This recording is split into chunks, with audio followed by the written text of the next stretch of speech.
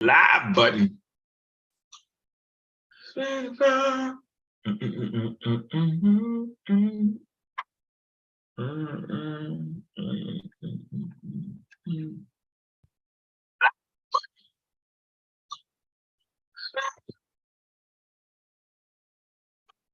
I'll put this thing in here. All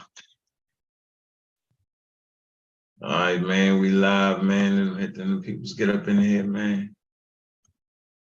Go over here, add this thumbnail.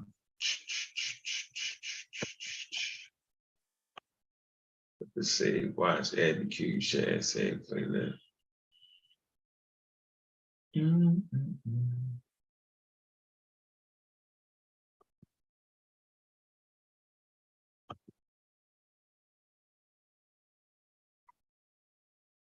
All right, man, let the people pile up in here a little bit.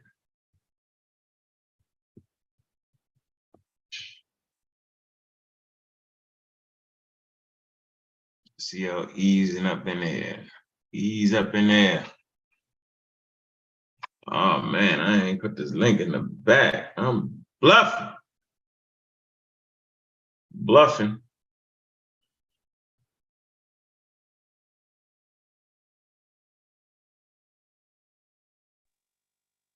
It's been a long day, dog. You're going to make it, though. You're going to be all right. You'll be okay. Yeah. I'm in here. I'm in here for the dedication. Dedication, hard work. Now, if I can figure out, I'm trying to add my daggone thumbnail to here while we at it. I'm gonna edit the video while we in real time. Real time, man. Yeah, man, go ahead, man. Come on into the building, man. Y'all know what it is, man. Pseudo Killer special, man, as always. Giving them 2 pieces and a biscuit, finishing them off. Yo, we thumbnail. Yeah, we just putting out thing in there. You know. Yeah, I hope that's the one. That's the one. Getting out thing in there. That's what we doing, man. Bop. Got the banging thumbnail. Appreciating that. Pseudo Killas, Nubian and Egyptians perform human sacrifices in Africa. Yeah, like that title right there. That should bring them on in. Should bring them on in. All right, let's go ahead and save these changes. Let me see what we doing. Where you at? Where you at? Where you at? Okay, what the hell is save that? Cannot save until errors are resolved. What errors? Oh, okay. Is this content for kids? No, it is. No, it's not made for kids. Bam. Okay. Here we go. All right, got that banging thumbnail. Let me go ahead and share it on other social medias, man. Y'all come on in here, man. In a minute, we're gonna have some nice music playing. You know how we doing it, yo. Go to the Facebook group, man, to the Pseudo Killers, man. Let me get in the link, man. All right. Where y'all at? Pile up in the building, man. Enjoy what it is.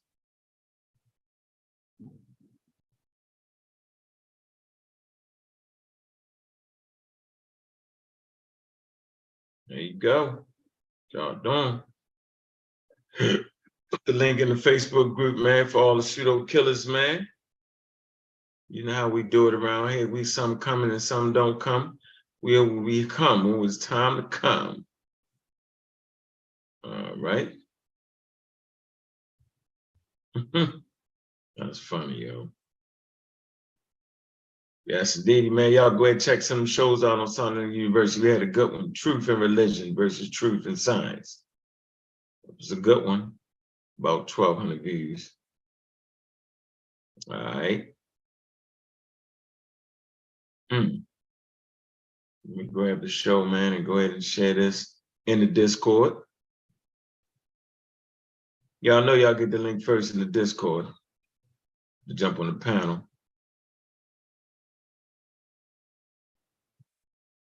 Drive to join Facebook and all that. Where's that? Okay. Get the link off here.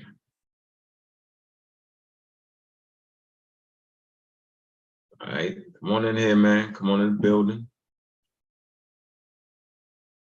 Enjoy yourself.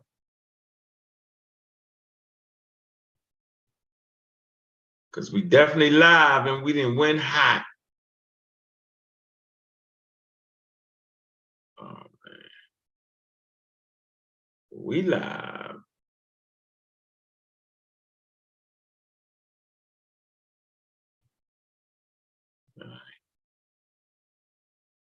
All right.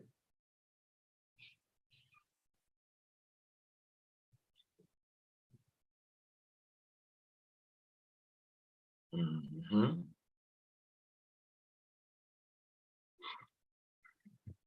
See what we looking like over here in this world, man. The vicious world we in, man. Content creators, man. It's a vicious world. Can they keep up? Yeah, I already know we can keep up, man. We're gonna keep our content just right. Let me see what it's looking like over here, man. See how many in here. All right. I know y'all watching that All-Star game, man. Let me see what we got in here. See if it's worth talking yet. Nah, 34 people ain't worth talking. 17 likes. Likes ain't bad. Come on, man, get that algorithm going, man. The Master, what's going on with you? Resley Marbley, what it do? Late Show 42, what's up? Juju, you know what it is. Juju. And with the Juju. American Dream. Peace, brother. 504 top level. Miss Tiffany's in the building. Them Purple Hearts ain't nobody injured.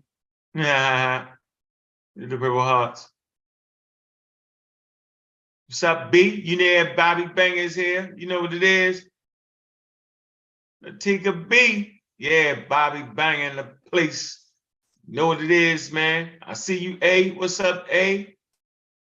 Sadiq A. What it do? Come on now. Man, tell a friend. Y'all know what's going down, man. Logic, I see you. It's when we let the experts ring out. Brother Lie. Peace and blessings to the chat. Don't get the wrong blessing. Don't pick the wrong God. Haha. Oh, why is that little thing at the end of the title, man? I'm going to start putting some hashtags and all that, man.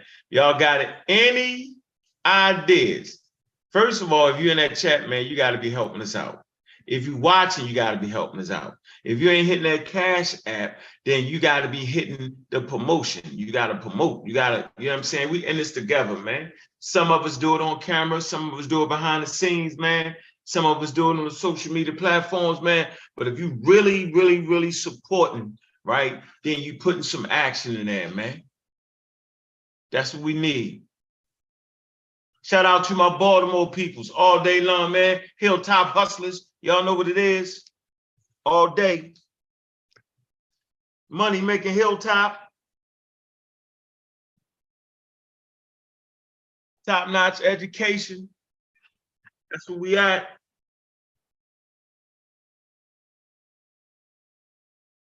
Top-notch education. Let me see what we looking like, man. We got a lot of stars up in the building watching. We see you all across the world. We see you. We see you. You know I see you. Yeah. Got a lot of dedicated pseudos. I see you. Funny. Yeah, we just sitting back. 42, they ain't enough to get started. 42,000. I know we competing with the All-Star game, but that shouldn't be the problem, man. Slide on through, right? Let me sure hit the like button, man. We got 25 likes, man. Come on. Let's go. Let's go. Let's go. Oh, man. Going on, man. That's the sun coming through. What's going on?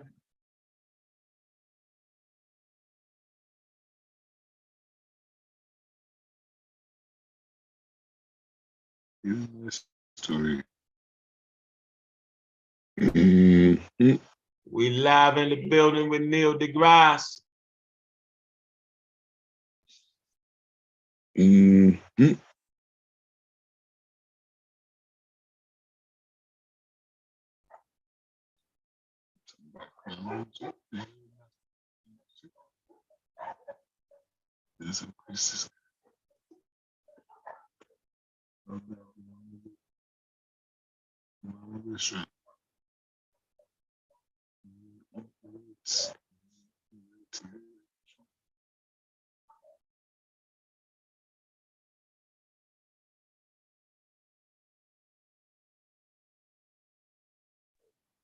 The mic's muted, Unc.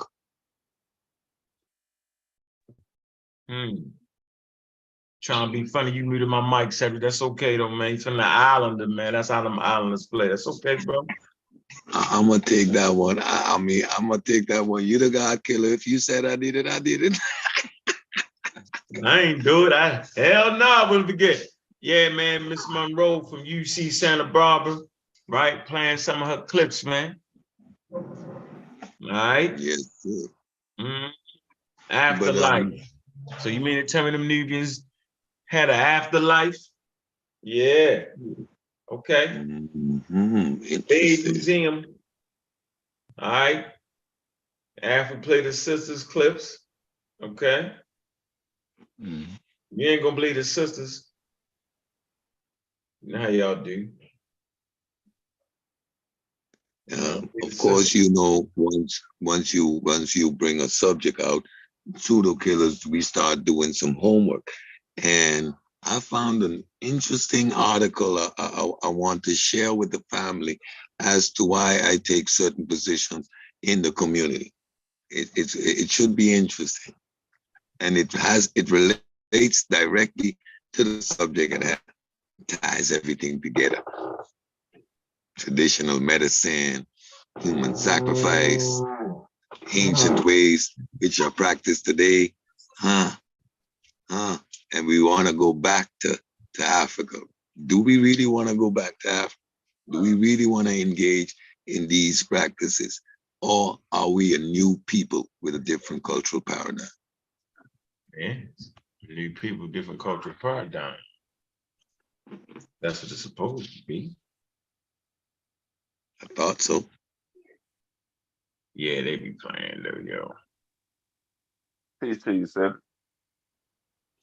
Peace, Anthony. I'm sorry, my camera's not on. I'm not home. I'm on the road and it's dark in the car, so forgive me, family. You all right? You good, man. Yeah, we running this thing from the Harvard Museum, man. A lot of funnies out there.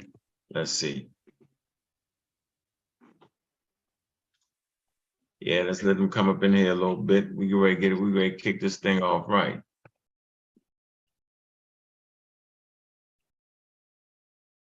I should have did the whatchamacallit stream, y'all. We had like it don't work.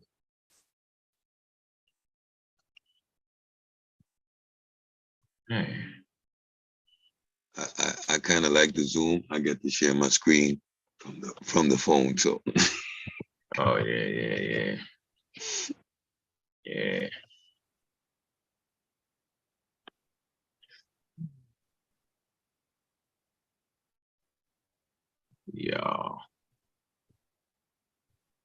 So yeah, yeah, we always using stuff from different universities. This particular lecture was actually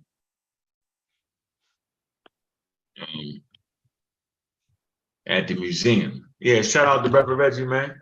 He's at the museum and got that footage. Yeah, the nails in the coffin. Shout out to Smash Rockwells, man. Like and subscribe, man. Ready to get it heated up here. I don't know. If you ain't here, you ain't here. You know what it is, man, because it's Black African power. What's good? What's happening? A well-organized lie defeats a disorganized truth every time. Woo-hoo-wee, man. Y'all already know what it is, man. It's Pseudo Killers on deck. And we come to do, we got to do, and we're going to do, we got to do. We standing tall, we standing strong. Man, it's Pseudo Killers at the movies. Look, man, y'all know what it is, man. We here and we got to do. Guess what, y'all? I see you. I'm searching for the cracks.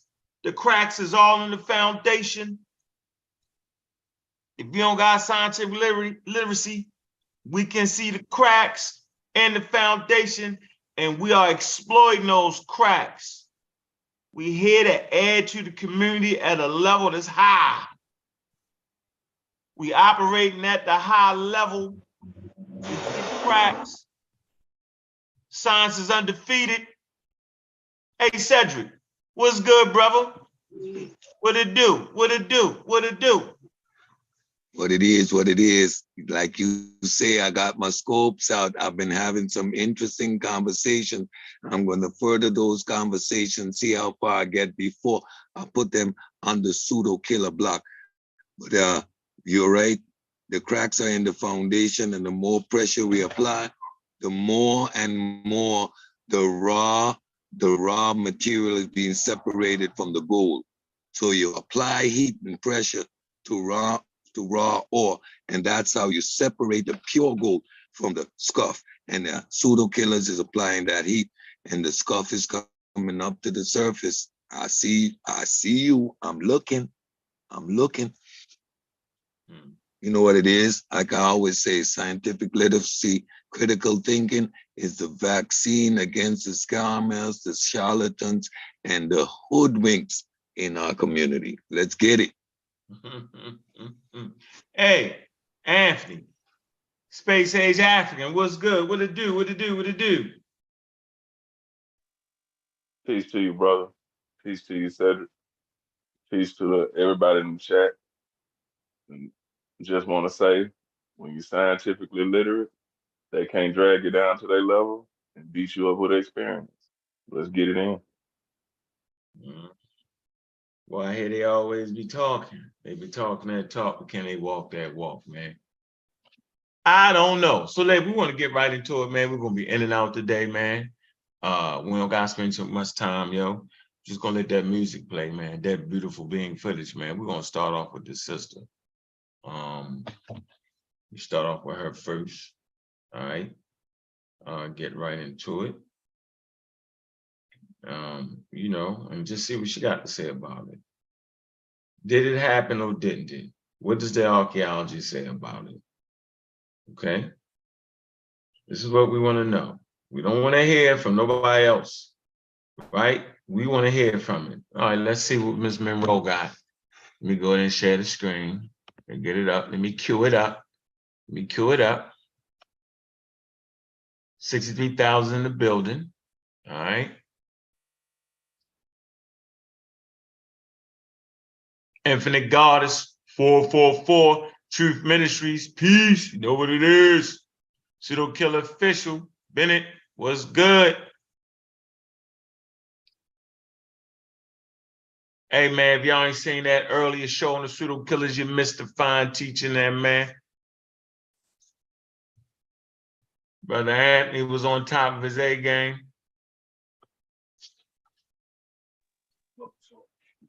Yeah, that was a pretty good one now for me. But I don't know. I went back and listened to it. Just want to say real quick, I made a little mistake. I was speaking of helium and meaning hydrogen, especially in the first part of it. But Hydrogen. yeah, I was saying helium, but I got it right when I got to the main sequence part. So I corrected that. It's all good. I told you the three. Hydrogen, helium, and lithium. A little bit of lithium. You said hot. What you say? Oh, you talking about something different than what I just said? Yeah, it's when I was first started in the beginning. I was saying that the stars were fusing helium. I meant to say hydrogen. Hydrogen. Yeah, it's hydrogen. And I thought it was three: hydrogen, helium, and a little bit of lithium. Yeah, but when the stars are in the main sequence, they are fusing the hydrogen First. and that's Okay. But I was saying helium, but I should have been. Yeah. I meant to say hydrogen, so that was a mistake on my part. So Honest mistake. Check that out. But yeah, for the most part, it was pretty much on point. All right. For the pretty man, go ahead with that humbleness. Stop it. Come on, yeah, that was a man. Come on, yo. Hey, man, let's get right to it. Man, let's get you the sister, man. Let's see what you got to say. Here we go. So now let's set it up for y'all. We getting right into it. We're going to the expert side. First of all, we see that beautiful pottery right there. If you making that mistake and act like that's coming from the Middle East somewhere, you making that mistake. Me and Smash Rockwells took a daggone a class in Nubian wares. That's that thing right there. That's it. That's top notch. That's the China of the day. You know what I'm saying? Top notch, crystal, all that, whole 9 yards. But that's that right there. They don't make it like that nowhere else. That's it. Let's see what you got to say. So we're getting into the human fact sacrifices. All right.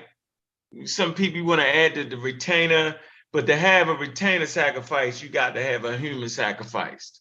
There's no, well, the retainer, no. Retainer sacrifices require humans. Simple as that. So here we go. Let's see what you got to say. Let me back it up a little bit. All right, here we go.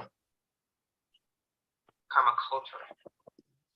So during those 3 periods, during the first 2 periods, we see the animal sacrifices. But what happens during the Karma Classic period, and this is towards the end of karma's existence as a state, during that Karma Classic period, we see a shift in a major shift in these 2 sacrifices. So we see a sharp decline in the number of animal sacrifices being included in royal tombs, and the animals are eventually replaced with people. So towards the end of the Karma civilization, we're seeing that retainer sacrifice. We're seeing human people who are attached to the royal family being buried with the royal family rather than animals. And we also see the scorpion plaques.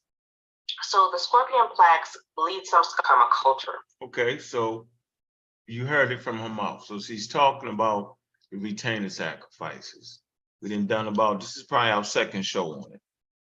Y'all can go see some of the correspondence back and forth on Smash Rockwell's channel. But just know this is an expert right here, and she's saying what she's saying.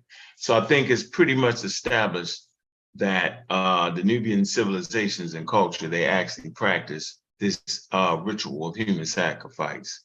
And it's always been my, not mine, but it's always been me reading scholars and understanding that the oldest such burial practices occurred below the first and between the 6th and the 1st cataract. The whole mummification process, the whole way you want to arrange stuff in the grave, all that is there.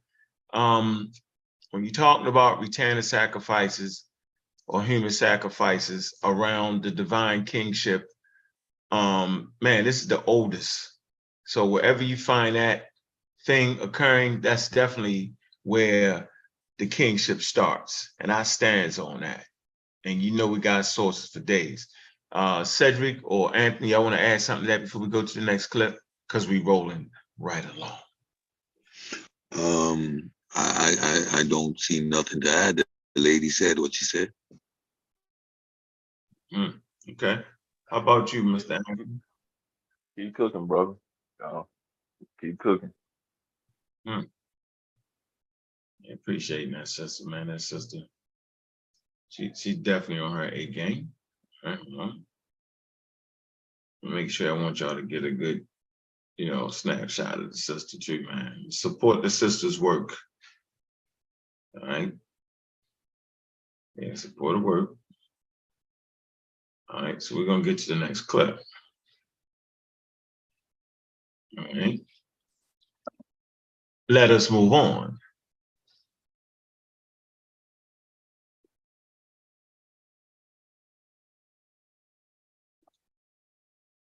Okay, now I think she's going to talk about the poison a little bit, I believe.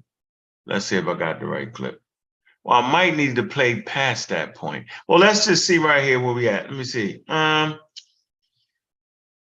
see, let me see. The tomb is like opened, Then a cattle hide is prepared. No, that's at the beginning of the thing. The tomb is like, oh, No, I don't want to do that. Let me see.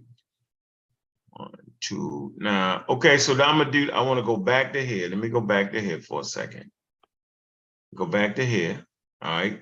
Let me roll her one more time. Right. Let me see if I can roll it one more time and then go to the full video. Let's see. The animals. And we also see the scorpion plaques. So the scorpion plaques lead some scholars to believe that somewhere in the process of these human beings being sacrificed or being buried with their members of the royal family, that there might have been some sort of drug or intoxicant involved, and that perhaps maybe that's kind of like what the scorpion means. But this area where we see the rise in human retainer sacrifice kind of marks the end of this era of animal sacrifice that we're going to be speaking about today. Yeah. So he's talking about the poisons and stuff that these humans would have ingested to complete their journey, to start their journey to the afterlife. This is a Nubian, Egyptian idea. Simple as that. There's no getting around that. Okay, let's move on to the next clip. That was get that off. Okay. All right, so we're right here. Now we're going to talk about how the graves look like, what they look like. All right. This is what they see when they excavate these areas. All right, listen closely. Opened. And then start again. Okay. The tomb is like opened. And then a cattle hide is prepared. So one of the similarities between these Kerman burials and these secret burials is that before anything begins, the entire tomb is kind of lined with the hide of cattle. Then the human is placed first because it's the human's grave. The human is lowered into the grave. Then the whole caprines, the whole sheep, are placed into the grave. After the sheep comes the meat cuts, where you have a goat that is recently skinned and freshly butchered.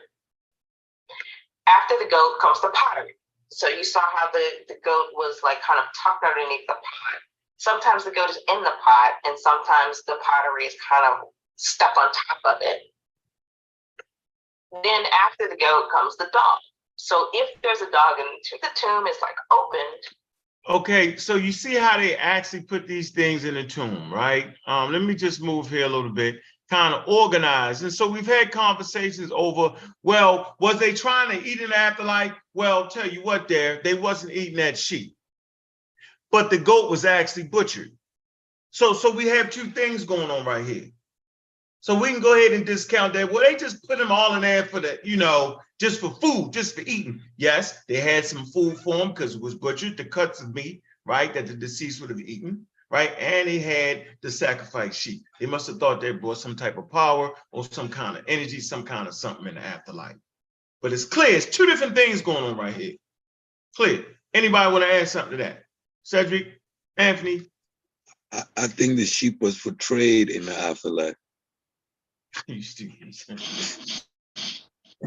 Well, I tell you, man. I just tell you, man. The goat was chopped up, which is obviously food.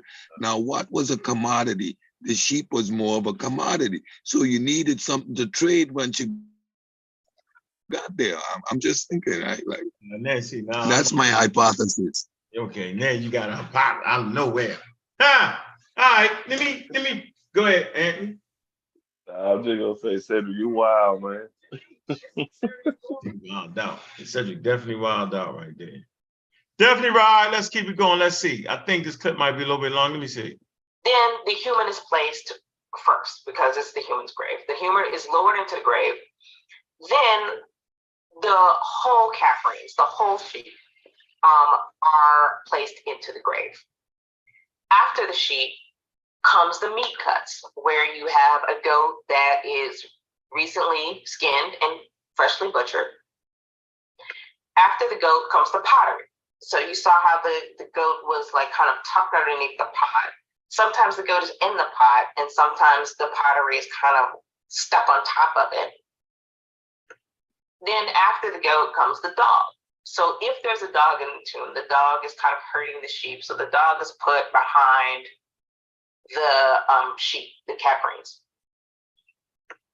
And then once the tomb is covered over, that last bit is, if it's a royal tomb or if it's an early seed group tomb, then the human is placed first. Okay, so they put that dog in there, but they took the dog with them, boy. Now these dogs were domesticated, right? And they try to act like they're not, but when all the dogs start to look the same, you know they pretty much domesticated. No more different than Doberman pigeons. They look the same.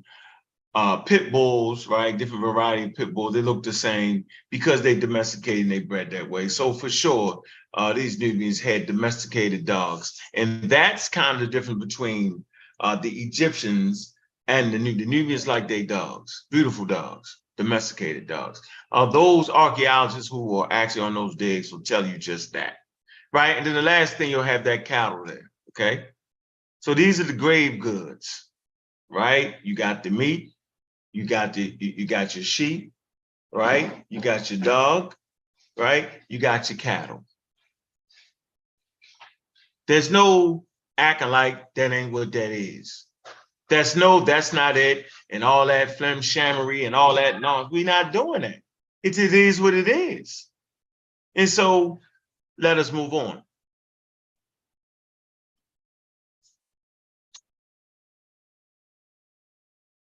Let me see if I want to get the 1 second.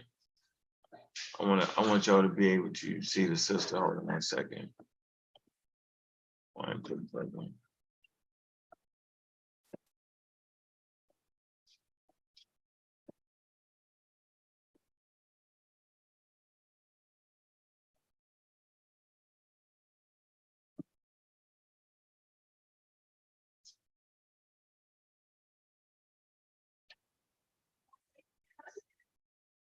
Share my screen, man. I want y'all to get a peek. Want to give this sister her credit, man. Y'all can look her up. Y'all can see the expert we're using.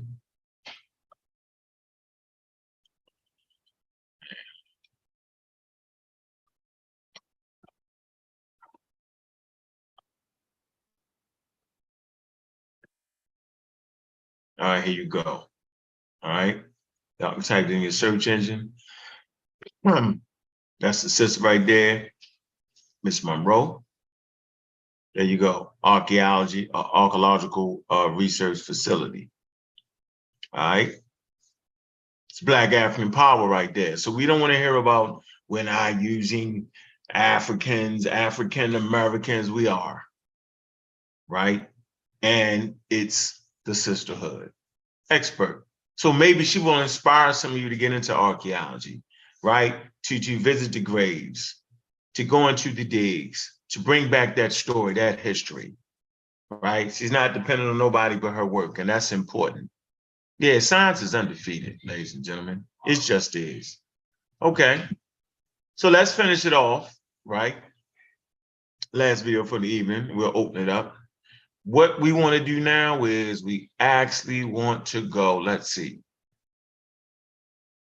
Let's see here. All right. Well, we want to get to, hold on.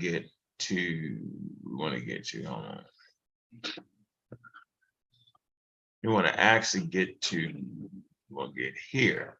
Then we're going to delve in some science. All right, let's go ahead. Let's go to the Harvard lecture.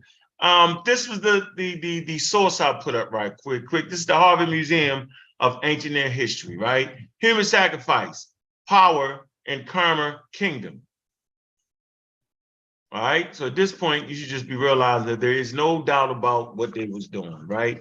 And this is actually when the lecture was given in 2019, and Elizabeth Minor, visiting assistant professor in anthropology, Wesley College. The Kerma Kingdom was an ancient Nubian civilization located in present-day Sudan. Its capital, the city of Kerma, had monumental architecture and religious art depicting deities in the form of lions, scorpions, hybrid figures such as winged giraffes, winged giraffes, ladies and gentlemen, and hippopotamus goddesses. During the classical common period from 1700 to 1500 BCE, funerary monuments of common kings could be up to 100 meters long. This is important. They wasn't no shabby. So they act like they made the shabbies. No, those tumuli was up to what? Over 100 meters and included hundreds of sacrificed individuals. Now, Elizabeth Minor will discuss the complexity of common culture and its practice of human sacrifice as a means for negotiating social hierarchy. Once again, understand the ancient culture as a means for negotiating social hierarchies. That's a wild way to do it, ain't it? We wouldn't understand that complexity, though. This is how they, dealt with social structure. Wow, right? Yeah, ancient culture. Can you probably elaborate on how that would actually work? Because I have no idea. The importance, your social structure, right? In the community. The importance of certain figures. How important was this kingship? Right? How, what place, what role did he play? Obviously, it's a hell of a role. Right? When you actually start to sacrifice other human beings. Yep. That's a means of controlling that. Like you would give that person the utmost, like, yeah, you couldn't imagine that. Yeah, we wouldn't be ready for that type of hierarchy structure. Yeah. The more people that individual can sacrifice is a testament to his social status and power in the community. Absolutely. Wild, but I get it. Yeah. It's a wild way of showing it, ain't it, man? But it is what it is. Well, let's see. Okay, so we right here. All right. Let's go. Now she got some charts right here, right? Patterns in the corridor, burials, burial clusters. They got areas where they sacrificing that, then they'll move the bodies. All right, let's go. At first, this slide is definitely confusing, which I think helps highlight the complexity of the situation. But if we look at clusters of less adorned bodies around those with specialized equipment, a pattern does start to emerge. So here's kind of a cluster of people buried with daggers, but you can see there's sort of like a buffer zone of less decorated individuals. And as we go further and further, these sort of cells appear. And this clustered burial pattern is similar to elite subsidiary burial layouts, suggesting that these key royal sacrifices may have been determined by the king to be taken with him into the afterlife, and they in turn coerced their own set of sacrifices to be buried with them in the corridor as well. So the elite Kermans who were selected for burial with the Kerman king were still afforded the ability to equip themselves for the afterlife, acting within this hierarchical social structure. At first, this slide is definitely confusing, which I think helps highlight the complexity of the situation. But if we look at corridor as well, so the elite Kermans who were selected for burial with the Kerman king were still afforded the ability to equip themselves for the afterlife, acting within this hierarchical social structure of the community. If we want to get really technical about this and actually look at a graph of this social relationship, this is a social network. All right, so let's take a look at the social network right here. That's very interesting. Y'all see that? In the center is the king. You'll see these green dots with these little like flares, right? So each one of these, this is the main person, and each one of them other small green dots also has sacrifices for them. And you see the cluster it actually forms, right? Royal burial 1, key sacrifices 46. Sacrifices 276, total individuals 323. map of the corridor sacrifices. So with the king at the center, and then the green dots are people who either had scarabs, skirts, or daggers, and then the cluster of the light dots are the sort of less individually specialized people who are brought along with them. And so if we start thinking about this mass of people, of human life that was lost and brought along with the Kerman king, if we look at it almost like a pyramid or hierarchy, with a real burial and then a set of key sacrifices and then their own sacrifices, it starts adding up. And in a way is almost like a Ponzi scheme or pyramid scheme of death. So looking at this royal context and the mass inhumations, we can see that corridor sacrifices have a huge range of personal adornment from minimal to complex. So it's hard for us to comprehend the situation in these ancient time periods. Mindset different. The way they navigate their world, different. Okay? You would find these rituals and custom traditions strange. You would say it's barbaric, but it's actually part of the human experience. There are things we do today that later on in society will be considered barbarian. Political structures. How about the enslavement of individuals? How about not allowing certain individuals to vote after they helped build the country? How about the hanging of people? How about the shooting down in the streets? I surmise that later on in the future, guns will be barbaric. Blowing somebody's head off like that, right? So as human society gets better at what it do, things change and transforms. And not to mention, the community is only going to stand but so much anyway. So there had to be a time period where some people just say, look, we're not going. Not going. Not doing it. Last time you did that, we lost 30 farmers, which really put us in the fix. We're not doing that. Somebody's mother stepped up and said, I don't even like the king. He was wild. I'm not dying for him. You know how that went already. You know how that went. But let me move on. Let me move up just a little bit. I want to get you the slide. Okay, we come. You get a little more. All right, let's see if we can get this. This is a better slide. Circles are elite Kermans who were buried at a later time and had their own sort of social capital to bring people with them into the afterlife. And there's a huge range. Some people were buried completely by themselves with just one or. I want y'all to look at this chart right here, this social network, right? Take a real good look at this. All right. I showed this slide the other day. I was waiting. I want y'all to just get a good look at that and how it is. And if you can look at the pointer in the center is the king. And then there's this social network and everybody got a sacrifice based off your importance. You have a sacrifice, a range of different human sacrifices around you. Very complex network. It's wild. Interesting. It's different. This is the foundation, okay, from which Kemet stands on. That old Nubian culture.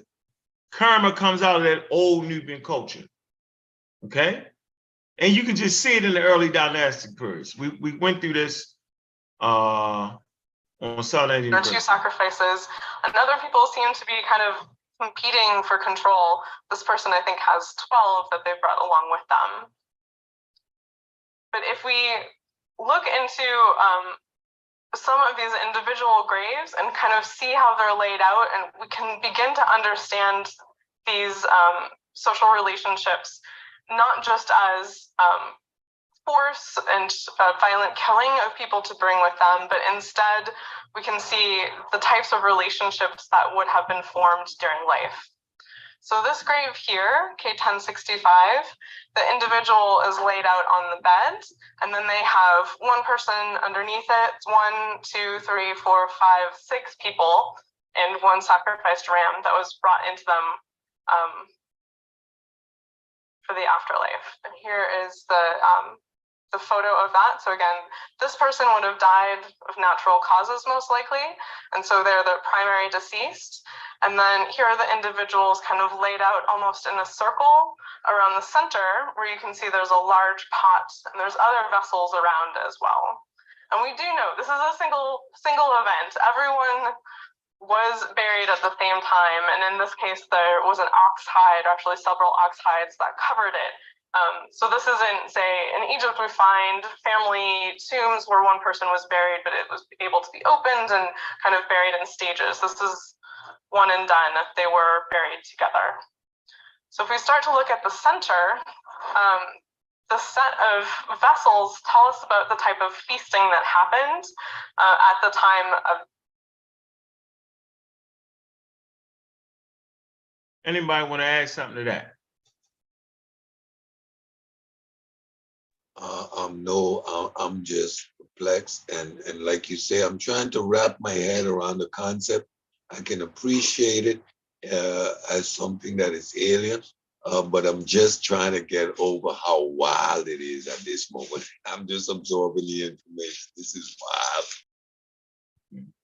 So it's part of the African experience, and it's actually part of the human experience.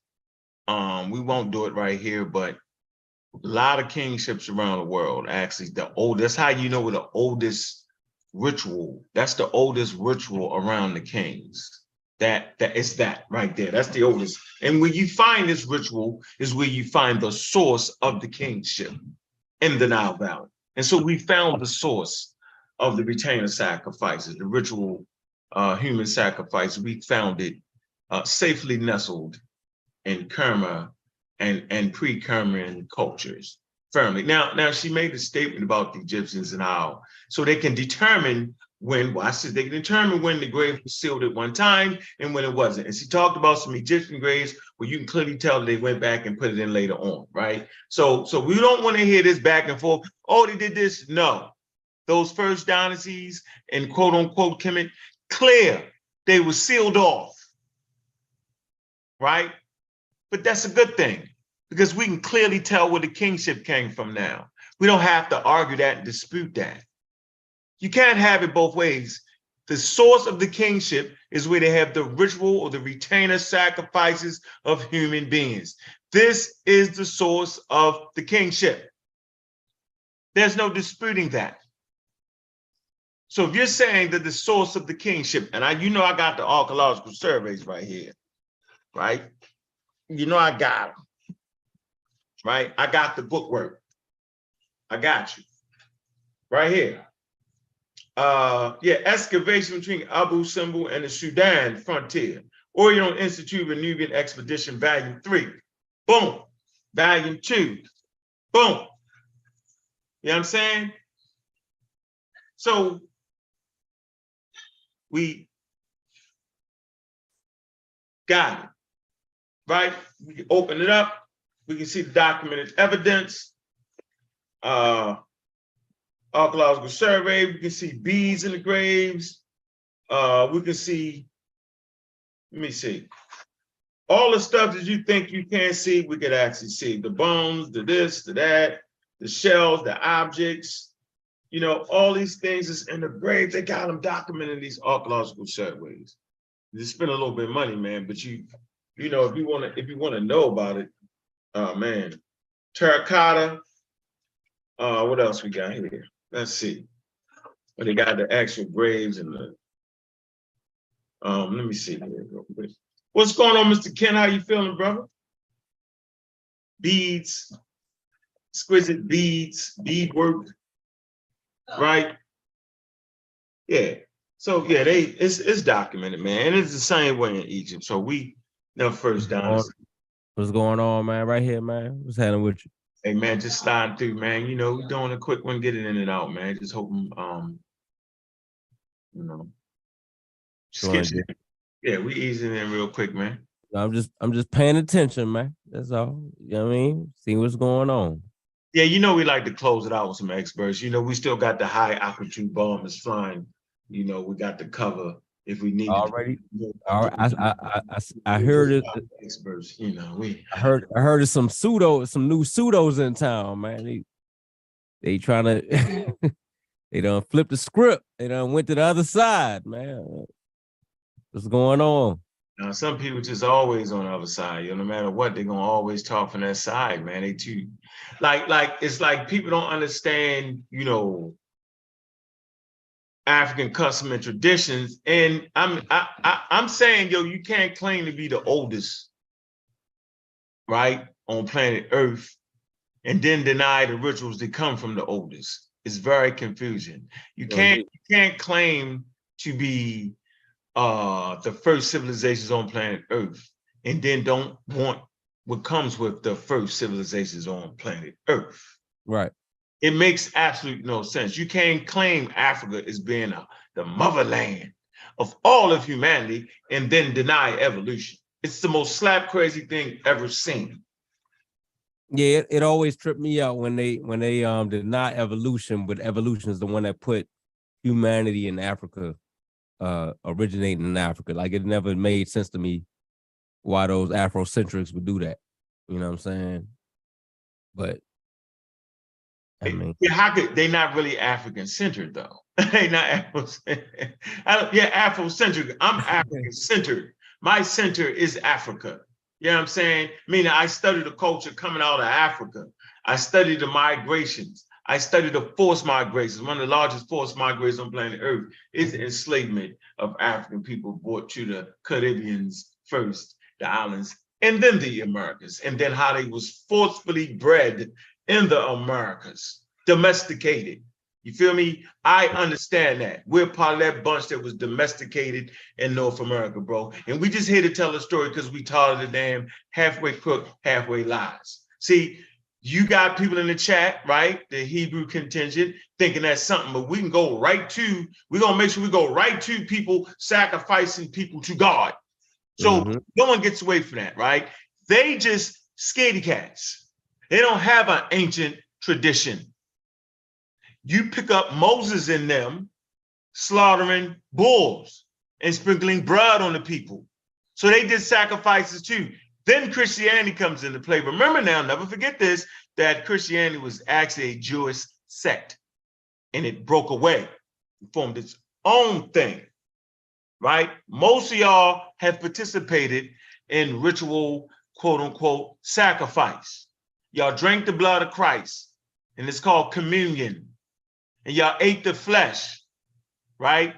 Drink the blood, eat the flesh, and drink the blood. It wasn't no white wine, it was red wine, symbolic blood, and the flesh was the bread. You did that. They do the communion, the bread on the tongue, all that stuff y'all did in church. You know how they passed the thing around? They was passing the blood around. You drink it, doop, and you put it in the thing. We all, who knew we was practicing symbolically cannibalism? But y'all did it. Ritual cannibalism. Y'all did it. hey, but look, hey, I told Cedric this last week. I said, yo, I at least I respect that though, because at least we wouldn't cut no live animals and drinking real blood juice like some of these Afrocentric cats is doing. Like they really cutting up animals and got the blood in the pot with feathers and letters and. Yeah, because you're an African American, yo. And listen, and this is why they're really doing it, yo. Yeah, because, okay, that's fine, but this is what I'm saying. So if I was on we need our traditions and all that, right? Yeah, but let's be real. See, now we got to take a real good look, right? So if you're going to be religious, right, you're not going to be able to. You play African. They play African in your heart.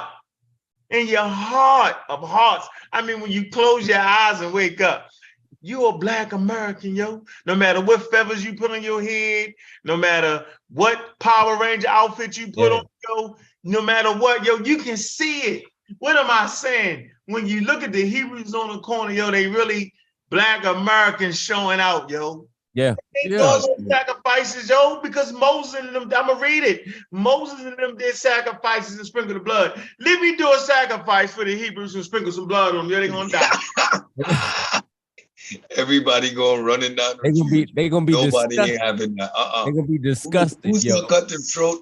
Is the captain or the general gonna take the knife and cut the throat right there on the corner? You see how fast the cops swing around the corner for animal rights. Come on, get out of here. You ain't Peter, doing nothing. you'll get locked up, first of all. You're not out there doing that real ceremony, yo. Yeah. You're not doing that. Christianity is perfect for the African American because you act like you sacrifice them. And look, and it's dudes, no, and I give credit to the dudes out there that really are partaking in actual African traditions, right? They're doing the nasty stuff that the regular African American ain't gonna do. But they gotta realize, like, all the other African Americans looking at them like, yo, this nigga crazy. Yeah. What is he doing over there? So you Like everybody playing, it's good to play African culture, but when you actually live in that African culture, all right. Like you say they shadow bodies. You say they shadow bodies. When it's my turn to share the screen, I'm gonna show you that we are not pretending. We are not going down those routes. We are not going back to. We're not gonna do it. I got evidence that we're not gonna do it. Hey, Cedric, man, they be done threw up at some of these African ceremonies. With the quickness. You know, threw up in that. Hey, look, it's crazy, man. I mean, but you know, I don't want to, you know. Listen, we just got to keep it real, though, bro. Like that's my point. See, when you see Christianity, you're really looking at an evolution of an ancient way of life, y'all. And it's not just coming from Africa. It's coming from Mesopotamia, Western Asia, right? It's coming from the Nile Valley. You know what I'm saying?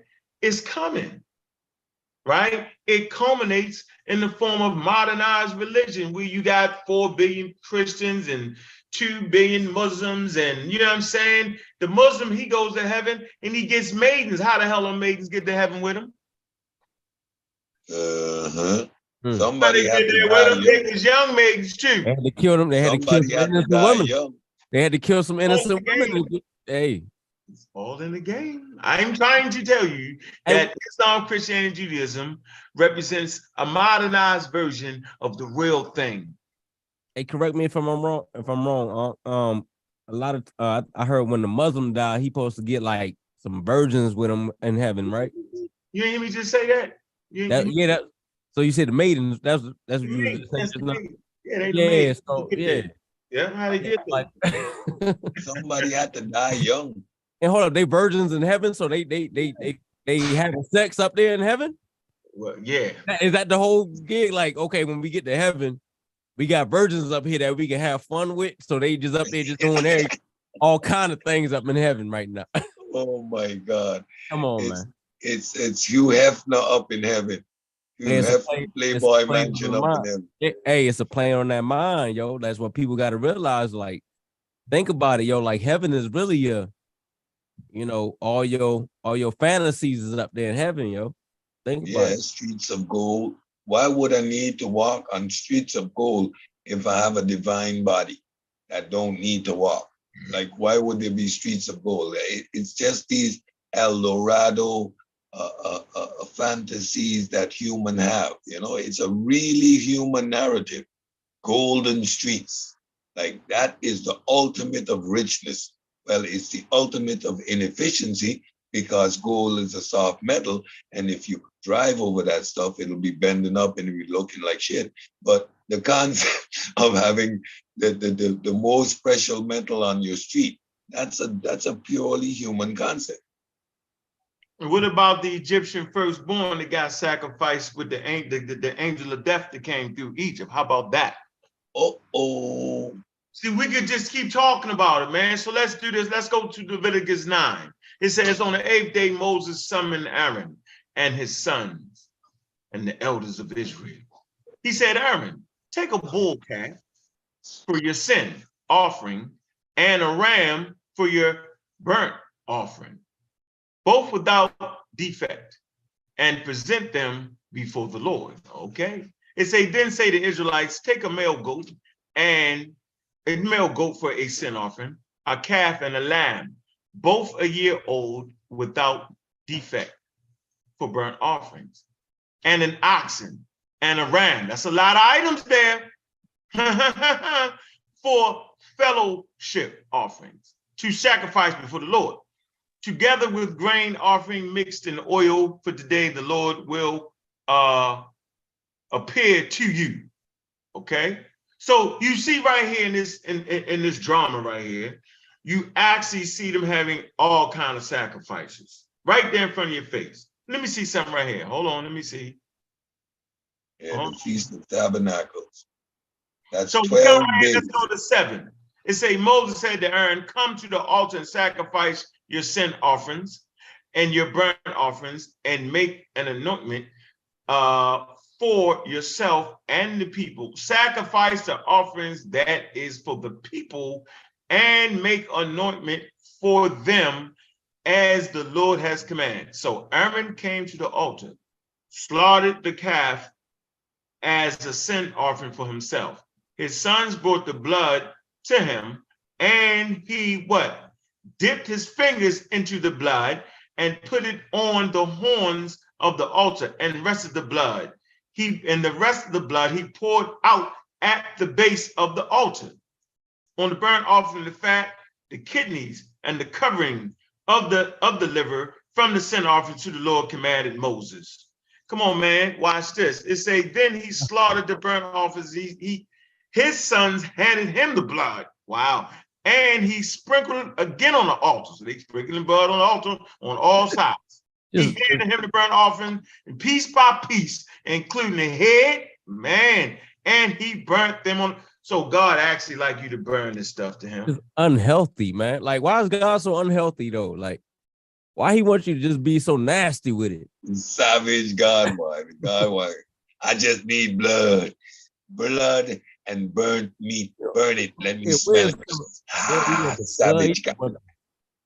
It's just unhealthy practices, man, and to bring that into modern times.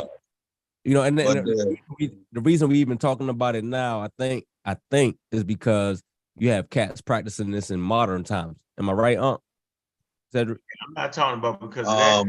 I'm talking about because it's part of ancient African history. That's what I'm talking about. Oh, okay. Okay. But I mean, it make it what it is. I don't like the game. I don't like everybody, and I'm doing it because I don't like the fact. Let me look at the damn camera. I don't like the fact that y'all playing African, and then talk crap about me. Some of them are playing. I've sacrificed animals, drive all the way up to the damn farm. I wasn't playing. You know what I'm saying? I wasn't playing. See, y'all playing. See, I got an altar. They all joking about the altar. I'm like, well, that's the African thing to have an altar. See, y'all playing it. I wasn't playing. Hebrews playing Hebrews. Mm-hmm. They joking. At least the Christians getting admitted, but we playing. We symbolic with it. Mm-hmm. But if you playing Israelite, you need to be doing sacrifice. Oh, they're gonna find a way. Well, I gotta do it no more. You got people playing Egyptian. Oh, we don't gotta do that part. We got that. Yeah. Yeah, but I thought you was teaching us ancient African tradition and custom. No, you're not. You teaching modernized Black American Egyptian, Neo-Egyptian custom and tradition. Knock it off. So don't say nothing to me. It's comfortable African American African traditions. That's what we need to rename it. It's like you comfortable. You are African American practicing African traditions in a comfortable way, in the air condition. Yeah, you're just picking the raisins out of the bread. If I could share my screen. Let me finish before you do it. I want to do this one. I'm still on the sacrifice. Don't change the pace. And I respect the ones that's doing it for real, because it take a lot of heart to do that and look your friends and family in the face and say like, yo, I'm doing this seriously. It take a lot of heart, but nah, don't do that. So I want y'all to go to Exodus 24. Okay, let's come to 6. 5. It say, then he sent young Israelite men, and they offered burnt offerings and sacrificed young bulls and fellowship offerings at the Lord. It say Moses, this is a whole nother thing. It say Moses took of the blood and put it in a bowl. Remember that bowl we seen in the Egyptian thing? Remember this now, because I'm gonna show you the picture. Took the blood and put it in a bowl. And the other half, he sprinkled it on the altar. Then he took the book of the covenant and read to the people. They responded, he will do everything the Lord has said he will obey. Moses then took the blood, watch this, y'all, and sprinkled it on the people and said, this is the blood of the covenant that the Lord has made with you in accordance with all these words. Yeah, so he sprinkled blood on the people. How many of y'all willing to let the priests and them camps sprinkle blood on you? It's not going down. They're playing Go-Go Power Rangers. I find that video. That's what they doing, bro. They playing Power Rangers, yo. They dressed up, fake, everybody faking, and I'm just tired of it. Just leave me alone. See, don't tell me that I don't care about, I care so much, yo, that I want to try the daggone thing at least. I want to take upon it, right? We spent money, right, to get practitioners over to Americas. Go look at the Real Black Atheists interview. We did all that. Y'all bluffing. Don't talk to me. I don't want to hear the say cool thing. I don't want to hear none of that. Go pick somebody else. I ain't never been to Mark. Go ahead, Cedric. What you saying you was going to do? Go for it. Yeah, I just want to share my screen. And you know, when Ang brought up the subject matter, I started to really explore the subject matter. Let me see if I can actually do it. I want to share my.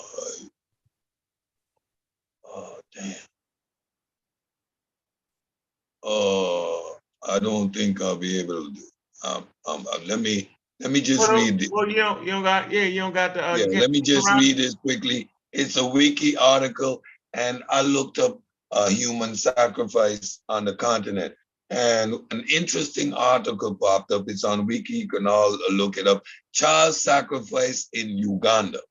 In sub-Saharan Africa, the practice of ritual killing and human sacrifice continues to take place, and contravention to the African Charter on Human and People's Rights and other human rights instruments. In the 21st century, such practices have been reported in Nigeria, Uganda, Swaziland, Liberia, Tanzania, and Namibia, and Zimbabwe, as well as Mozambique. Now I'm just gonna go down. Oh, this is a harmful practice of removing body parts, blood and tissue from a child who is still living. Background and context. Rural districts near Kampala, Uganda, capital, have been badly affected by kidnapping of vulnerable people, children in particular, for sacrificial purposes in the modern phenomena that purports to be part of the country's oldest customs through the use of traditional medicine, which roughly 80% of people rely on. I'm done. Not me. I'm not that guy. I'm not that guy. We're not having that conversation. We have space-age Africans. There is no way. That's why I keep saying, why do we insist on looking back and wanting our people to digress to exactly which point? To the oldest customs in Uganda, which includes the sacrificial killing of children for the concept of medicine. Today I was having a discussion. Atheism, non-belief leads to no action, but belief in the wrong stuff leads to action. And this is the type of action that belief can lead to. I'm done. I don't want to have none of those conversations, not a Pan-Africanist. I'm a space-age African. I'm a new breed, and there's no necessity for me to go back or look back to any of it. I'm sorry. That's my position. So we come to the biblical text again. Jephthah, I'm hoping I'm saying it right. Jephthah. Jeff, is that right? Jeff Hef. So he has his daughter. Mm-hmm. And in the Hebrew text, the story recounts in Judges 11. So go to Judges 11. It say the judge, Jephthah, had just won a battle over the Amorites. So he fights a battle. He asks the Lord, if you let me beat this battle, I will sacrifice you. The first thing that comes out of my house. That's crazy. Just won a battle over the Amorites and vowed that he would offer the first thing that came out of his house as burnt offerings to Yahweh. However, his only child, an unnamed daughter, came out and met him dancing and playing. Come on, yo, so your daughter come to the house dancing and playing. Lord don't pop up and say, nah, I don't want you to kill her for me. He doesn't. He said she encouraged Jephthah to fulfill his vow. Just asked for 2 months to weep for her virginity. After this period of time, Jephthah fulfilled his vow and offered his daughter. The majority opinion amongst the majority opinion among commentators is that Jephthah killed his daughter as an act of human sacrifice. So this is in the biblical text. So all y'all Hebrews, and he, don't make me go read it. I don't want to do that. I don't want to read this to death tonight, right? But yes, that guy sacrificed his daughter to the Lord. Wilding. Just straight wilding. So I don't believe any of y'all will be that stupid to do that. Of course you got people out here trying to do that nonsense. Right now today, you actually got people practicing human sacrifice. They do it for religious purposes, crazy purposes. They do it. You're going to prison. So stop playing. Don't play me, play lotto. Keep it a buck. Enjoy your spirituality and know when to draw the line. Don't play me. Don't try to act like you something you're not. You're not. None of y'all are. Man, embrace your African Americanness. Embrace that. Fight for scientific literacy. Believe what you want to believe and pray to what you want to pray to. But don't try to fool me that you somehow, some kind of way, because you dressed up like an Egyptian or you dressed up like a Power Ranger, that you some kind of more African or more, whatever the hell you think you are, more spiritual than us and pointing your finger. I'm simply saying, man, that everybody's kids, no matter what religion you practice, need the foundation of scientific literacy. Choose what culture you want to be. Your ethnicity can change over your lifetime. I've done it. All of us listen to the show have done it. 1 minute we the Nubians, ethnic group. 1 minute you this, 1 minute you that. At the end of the day, yo, it all boils down to the same thing. You're playing. You dressed up wilding. You know what I'm saying? You in a time capsule somewhere. Get out the time capsule, man. Embrace who you are, man, so we can move forward for some type of progress in our community, for some type of progress in our lives, man. Y'all playing. Y'all giving your money to cult leaders because you playing. It ain't even realistic what you're saying. So basically, you tell them to cut that shit out. Knock it off. Knock it off. That's why I want to bring it to whole thing. Hey, look. Hey, man, I mean, you could do a whole lot more with your money, man. You know what I'm saying? Like you say, giving it to cult leaders and all of that shit. Like, you can really do something for your community that's right down the street. You got homeless people right down the street. I got homeless people right down the street outside with signs. Yo, man, could use a meal. You know what I'm saying? $5, this, that, and the third. Why I'ma put money towards a whole operation that ain't even gonna take place, man? Come on, man. Mm-hmm. And let's be serious. Let's get more realistic. Let's start dealing with things in our communities. You know, I respect the guys that you know, they fix up their communities that deal with the people around their own hometown more than the guys I hear that's like, yo, Africa for the Africans and all of that type. You know, remember we was talking about that a couple of weeks ago about that, you know. But I just respect that more, man. Like, deal with your communities, man. Stop playing games. Stop acting like you part of some kind of damn group or membership that is way more important than what's going on right here in America, yo. You know? Let's be real with this shit, man. Well, they don't gotta be real, yo. See, one thing you don't gotta be real, yo. But I'm saying, but what you can't do is be howling and screaming up in my face, talking crazy, making videos, playing the game. I'm West Africa. I mean, you're not none of that. You're culturally African American, yo. You've been gone 500 years. It's no getting back to that. You playing. You walking past the trash in your front yard to try to go over to somebody's yard and clean their trash up. It's ridiculous. It's called escapism. You're escaping from what you really should be doing and helping and fixing your own family and fixing your own community. You know what I'm saying? Exactly. High rates of crime in our own community, but yet you going somewhere else abroad. Knock it off, yo. Send some money and keep it moving till you get your thing straight. You say send some money. Escapism. This is all escapism. Claiming to be everything else but who you are is escapism. You do not like the reality of your circumstances, and instead of embracing critical thinking skills to change your situation, all you do is hide under a pseudo identity, whether it be Commission, whether it be Hebrew, whether it be Moor. None of these things are applicable to our reality today.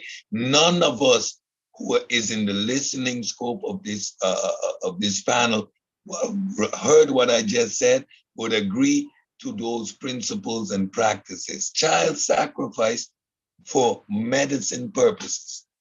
Who on this panel wants to revert to an ancient African tradition dead in the heart of Uganda, which would be south of Egypt? Oldest custom. They're still engaging in it today. Which one of us wants to be that Africa? Mm-hmm. So when we're on these panels and making claims of going back to Africa and all these unity based on the cultural practices and the tradition, the ancient traditions and the ancient this, no, knock it off. None of us are willing to go down these routes. As a matter of fact, we're not even willing to sacrifice a bull on New York Street because we know the consequences, let alone engaging in the reality of what these practices actually mean. It's basically about being realistic, man. Like, you know, yeah, we could celebrate the cultures, man. We could celebrate African cultures all day. If Egypt is your thing, celebrate it. If South Africa is your thing, celebrate it. If Ghana is your thing, celebrate it. It's whatever. Don't try to make us feel like we ain't doing our part because we ain't going over there and doing what y'all doing. Like, do your thing. That's you. That's what you feel like you need to do. You know what I mean? That don't make us less us. You know what I'm saying? Because we're not participating in that. Maybe I might give $30 to the dude down the street because he don't got a meal. You know what I'm saying? He don't got enough money to get him a meal down, you know, at McDonald's or something like that. Like, it's the same thing y'all doing. Like, come on, man. Yeah, it's different. Y'all walking past them. They walking past. Y'all walking past them. They walking over that dude. Man, look, you know, we out here in Atlanta. How many homeless dudes you see under the bridge when you ride down through the city downtown every day? You know what I'm saying? We just see them just laying out there in the sidewalk. This is what we gonna do. Are we talking about giving money to Africa? We're gonna do the same thing, Kent. We've done it before. We're gonna get together, yo. We're gonna go. I know the spot to go to, yo. We're gonna give him some money, man. I'm down for that. I'm down for that. Right. So listen, man. It's escapism. I've been down that road. You Africa yourself to death, right? But you forget about where you at. Yeah. You have to progress here. See, here's the golden rule, right? Fix yourself, then you can fix your family, then you can fix your community, then you can start going abroad. As a model, you cannot go over Africa with another religion. The Hebrews is playing. They're going over the damn religion, right? But when Europeans go over there, and I hate to say it, they go over there as missionaries, and the first thing they do is they bring running water to the village. Electricity to the village. They change their circumstances, and then they get them with the nonsense. We go over there with the nonsense. You know what I'm saying? with business first. Like, yo, man, we can make money over here. Yeah.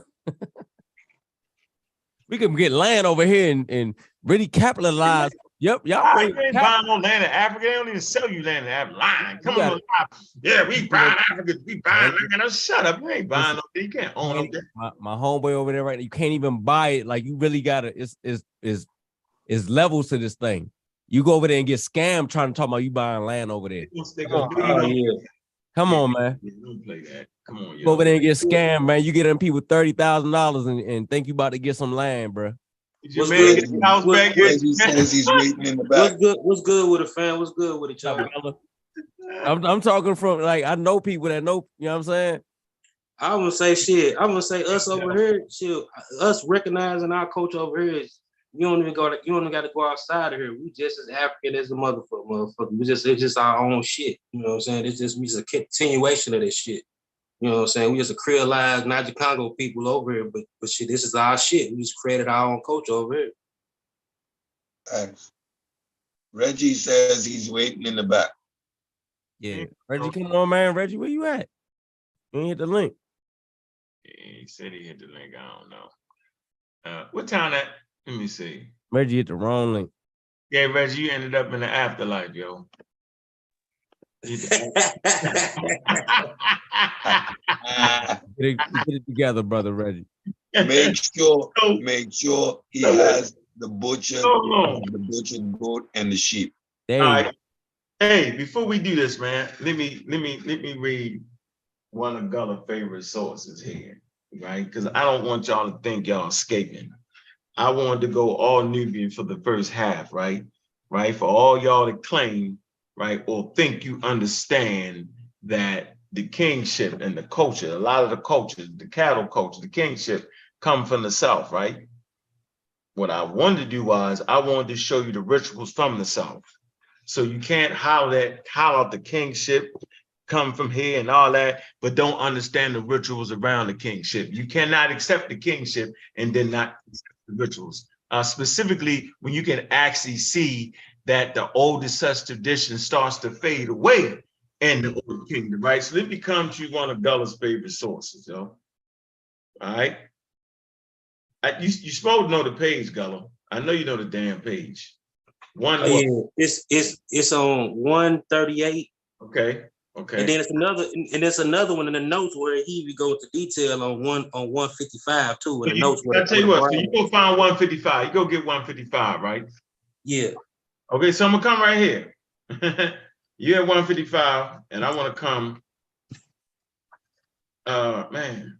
Got Aziz in this joint. What's up, Aziz? What are you talking about?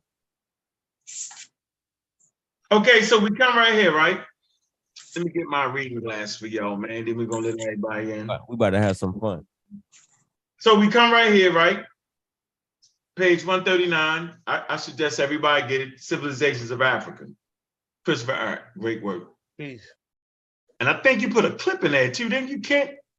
Which one? I think it was this one. I put a clip in there. Yeah, we talk about. Let's say about 3,200 BCE. I'm gonna let him finish. Castule, huh? What'd you say? The power and wealth of Castule, state was in steep decline, right? So Castule and some ground is right. You know, that's in these archaeological surveys that talked about that, right? Goes on to say, the balance of power has shifted to the rulers of Upper Egypt, with its much more extensive area suitable for farming and much greater concentration in population. It is tempting to see the first moves towards Egyptian unification in the South as at least in part a response to early attacks from Castule Kingdom. But the movements of not the Playa people, y'all know who the not the Playa people is. We read that earlier. Go back to the show we did earlier, right? Not the Playa people, these old Nubian cultures, right? Not the Playa people, to the now between 3,400 to 3,300 BCE were likely an even more important factor, all right? It goes on to say sometime around 3,100 BCE, the Upper Egyptian rulers brought all of Egypt under authority. The final blow for coastal state came when the first dynasty king Aha set his forces southward to destroy the last remnant of the kingdom. It said the unification of Egypt in the late 4th millennium completed the social and political transformation of the country. The sacrificial kings of the Middle Nile Basin culture area became divine kings of Egypt. I'm gonna say this again. The sacral chiefs of the Middle Nile Basin culture area became divine kings of Egypt. It say who as late as the start, the third dynasty still required human beings to be sent along with them into the afterlife. As part of the same historical drama of the unification, the separate local deities in Egypt pre-dynastic Afrasian religion were so opted into new religious synthesis. They became the gods in the newly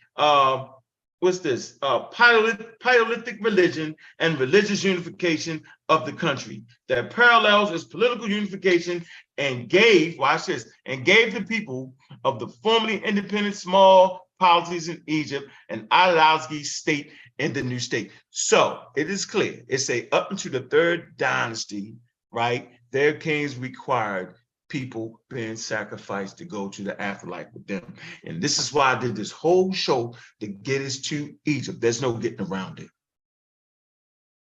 It's not hard. We're not gonna play this game. We're not gonna play the black algae game where you bigging up Africans being the first on planet Earth and then disrespect evolution. See, that's the game they play. We're not going to big up the culture come from the South, then disrespect the custom and tradition that made up the damn South. What you thought, they just threw the hat at them and wore the hat? That was the tradition? Just the hat, the crown? Was y'all thinking that? There's a reason why he puts that crown on his head. There's sacrifices. There's polity.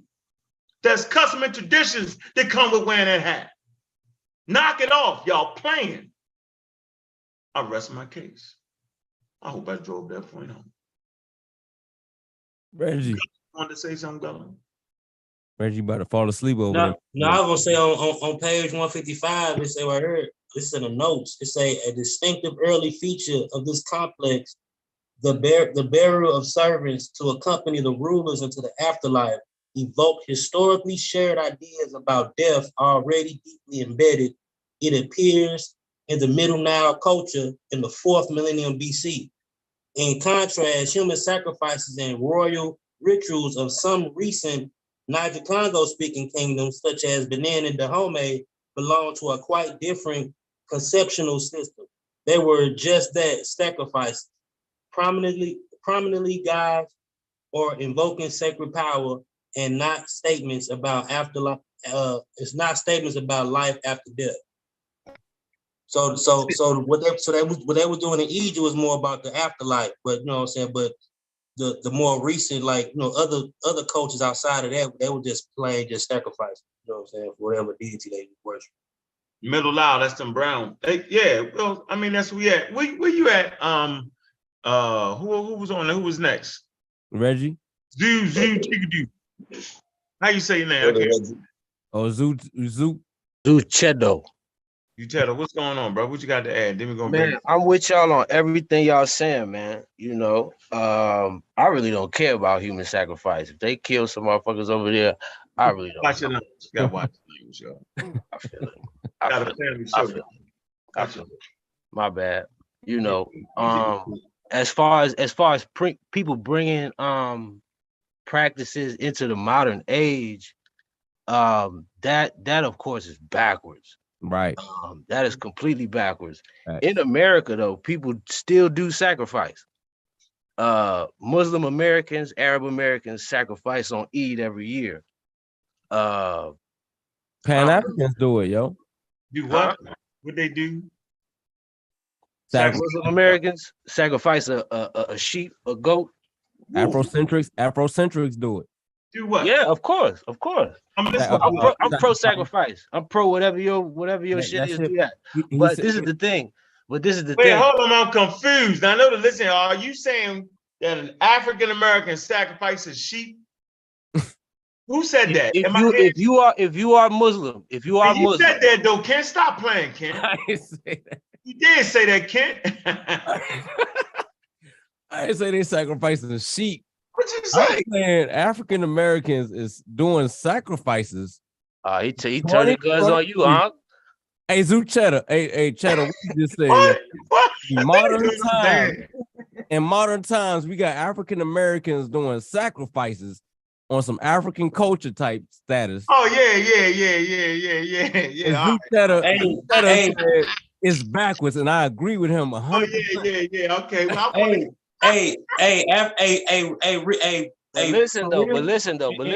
But my issue is this though. When y'all try to explain that and try to equate all African cultures to archaism, let me say this. and equate it to sacrifice practicing. Let him get it out. I just think that's erroneous. You know what I'm saying? And it's kind of sus for real. what's erroneous? Hold on, stop. What's erroneous? It's erroneous to say that.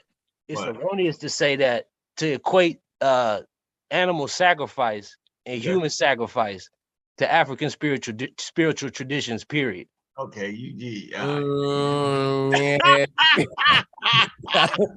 Kind of ran off the road with that one alone. ran out the road and crashed up. How? In what way? In what way? You gotta explain. You gotta explain that.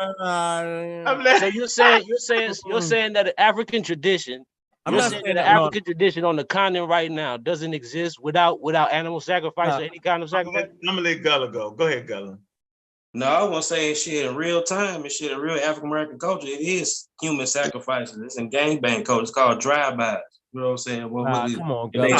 real. It's real I shit. feel his point on that. If you get caught hanging around gang members, even if you're in a gang or not, they own you. Gullah, you going outside of the boundaries though. Like that's a whole different subject with the gang banging and all that. That ain't really Just say it. It's real. That's a human sacrifice. That ain't the human sacrifice. They gonna throw the bullets. They gonna hey. Hold on. The views and opinions. I ain't saying that. I'm not with that. Don't they always get and blame me? They gonna blame me, Gullah. I just want to make sure do not put me with Gullah and don't put me with what Reggie about to say. I don't know what he's about to say. Hey Gullah, I'm with you, but not the gang violence. No, I don't do that. Yeah, that's gonna be the sacrifice. Can I speak? Gullah, that's a category fallacy. I mean, shit. It don't make a difference if you go to that or tribal warfare. You look at tribal warfare the same way. I like that better. I like the tribal warfare. Can I speak? It's the same shit. Can I speak? Reggie, stop cutting everybody off. You're gonna take the longest. That's why I'm ignoring you. So I already know what you're gonna do, Reggie. So wait, you got it, Reggie. Just relax. We're having fun right now. We don't want to. We having fun. We know what you're about to do. Something. I can't figure out what you're gonna do. It's gonna be, and I don't want to interrupt you, Reggie. With that wisdom, Reggie gonna come in with that wisdom. Right, you'll come with that wisdom. So we just hold on for a minute. Back to you, Gullah. I'm going to settle with you on tribal warfare. Is that good? Can I be right there with you with that? I like that part. I like that. Yo, before y'all move on, there was just one more thing I wanted to say for real quick. You can also own land in Africa. I don't know who's telling y'all you can't own land in Africa. In the 54 countries on that continent, okay, you can own land. How? You can, but you can't just buy it. You can't. You got to go through it's people it that depends where you at. Different places got different rules. You can own your land outright in certain places. In other places, there's a time thing attached to it. And I'm not saying that, and I'm not saying also, you know what I'm saying, because often when people come up here, they do sound kind of what's the word? Like they coming from a utopia. You can get scammed. Yeah, that's what I was getting at. Very easily get scammed. That's what I was getting at, each other. Like a lot of people go out there. I've seen people go out there and not even try to learn the language. Mm-hmm. A whole bunch of stuff.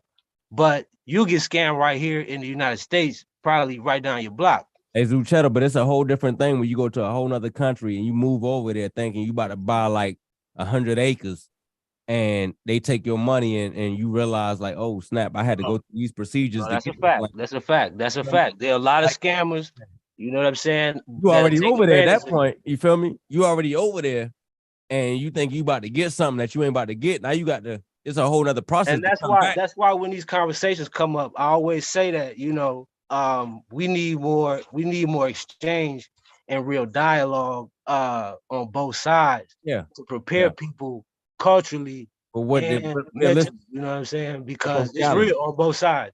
Yeah, I mean, I just want them to be more realistic when it comes to like, if you go over there, just know the ins and outs, the pros and the cons, what you got to deal with. Police corruption is very bad over there, and especially in Ghana, right? You gotta pay every time you get a ticket. You gotta pay. You get pulled over. You gotta pay. Yeah, you gotta recognize you're going into the third world. You're going into the Hey, third you world talk, when you go you to think you Africa. going over there? You're not going to yeah. Dubai. You know what I'm saying? You're not going to Dubai. People go over there thinking like, oh yeah, man, police corrupt over in America. Oh no, you over there, you're paying.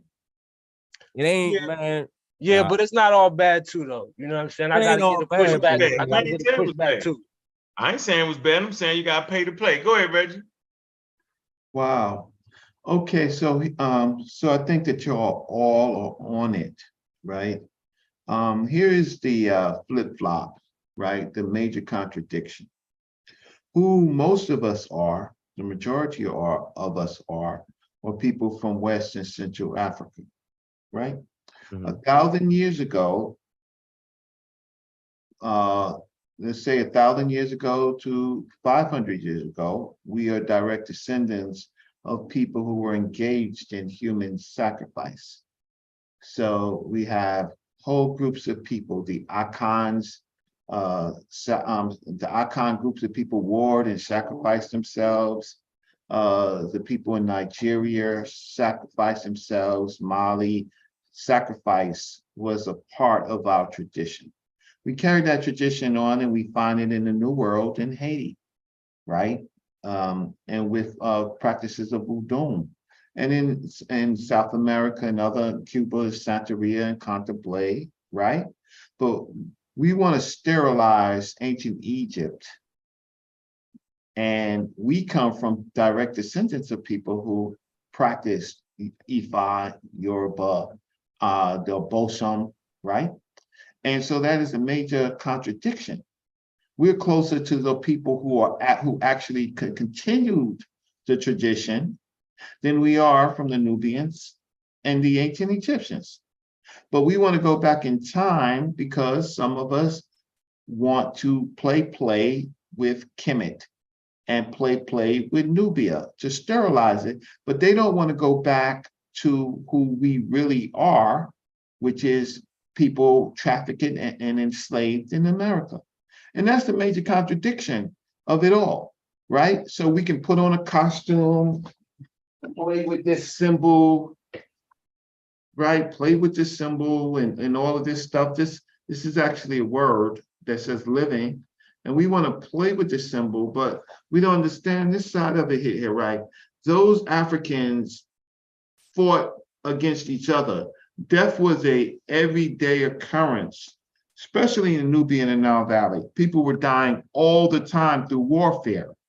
So the big picture is to look at the whole culture, which I think Ankh is trying to do, and other people on this panel, look at the whole culture.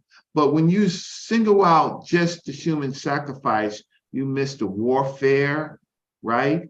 You miss the other aspects of the culture. And we can play. It's easy to play with Egypt, right? But it's harder to play with who we really were, right? And so that's, I don't have to be long, but we got them. Because you know how we got them, Unc? We're gonna let them go to Nubia and talk about human sacrifices. We're gonna let the Hebrews hee ha ha, right?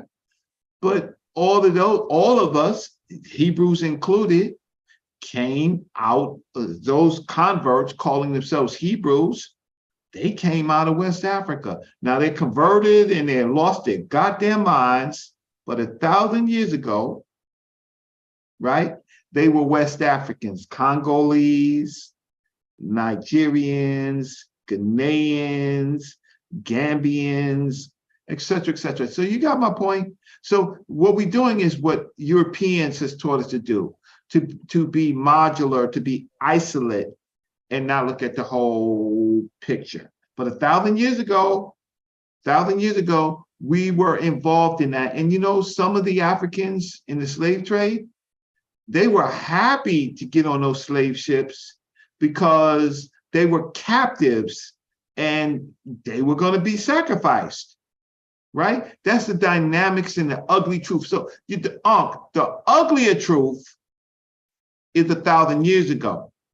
That's the uglier truth than Nile Valley and Nubia. But let's let them keep playing. I didn't want to say that on this channel, but I will, you know, there you go.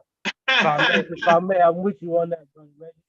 You know, I just want to. I always appreciate you, big brother Reggie. You just hit the nail on the head every time. Thank you. I would like to say though that those traditions are still living, you know, and those people also come to the U.S. for a minute. There you go.